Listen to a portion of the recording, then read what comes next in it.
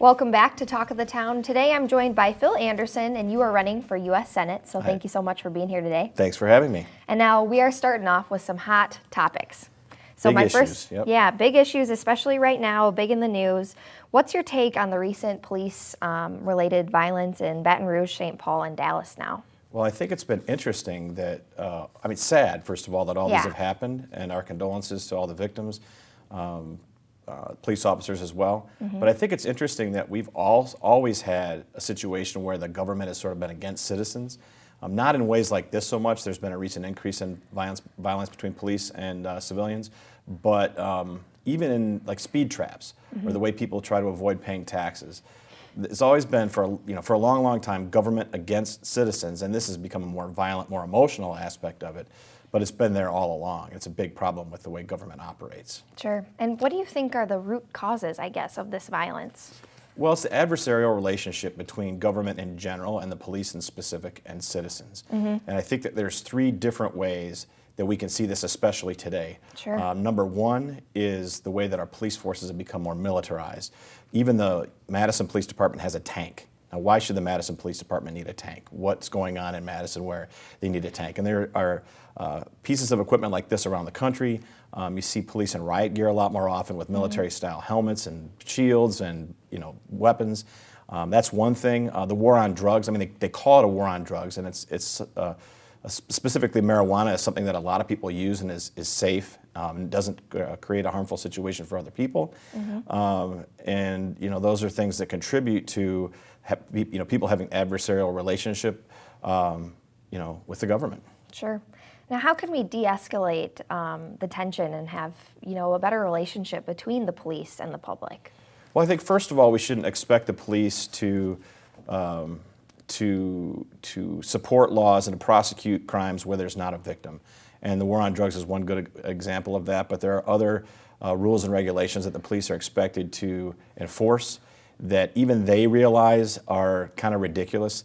Chief Koval gave a talk at the Young Americans for Liberty group last December against the war on drugs. And I think if the chief of police of Madison is against it, then clearly there's something wrong with the way that's playing out and creates, that's something that should be fixed. Right. It's specifically the war on drugs also targets black people more than white. There are many, many more people incarcerated of color than white people for these specific crimes, and that is part of the situation that creates animosity and suspicion between especially black people and the police.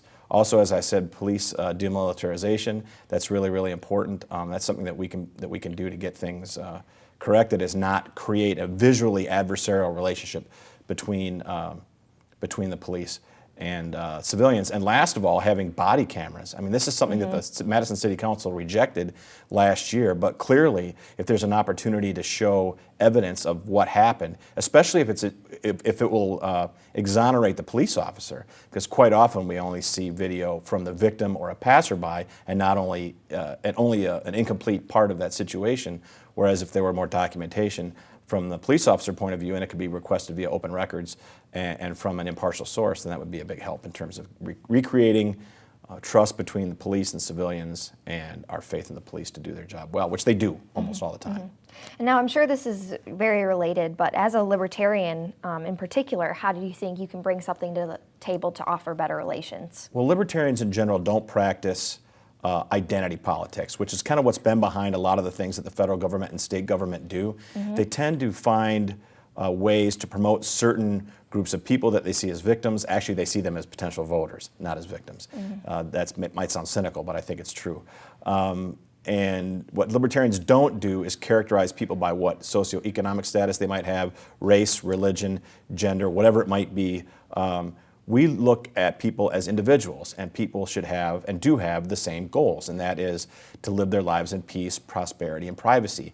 And once you stop picking winners and losers, not only in the economy, but also in social legislation, and people are treated as individuals with rights, then a lot of this stuff goes away. A lot of this animosity is created by government and by the media. And that's something that we can do away with simply by introducing and helping be viable a third party like the Libertarian Party. Sure.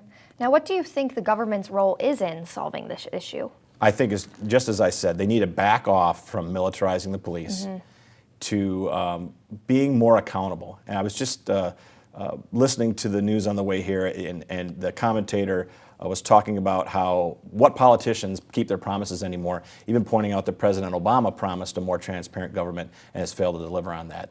Insofar as we can get to transparency, like with body cameras, get away from making war, picking winners and losers of particular populations, like in the war on drugs, and those sorts of things, we can do better as a federal government, even as state governments, but at the federal level, certainly, we shouldn't be picking winners and losers in that way and creating an adversarial relationship. Phil Anderson, again, always very interesting stuff, so thank you so much for being here today. Thank you. Talk of the Town will be back right after this.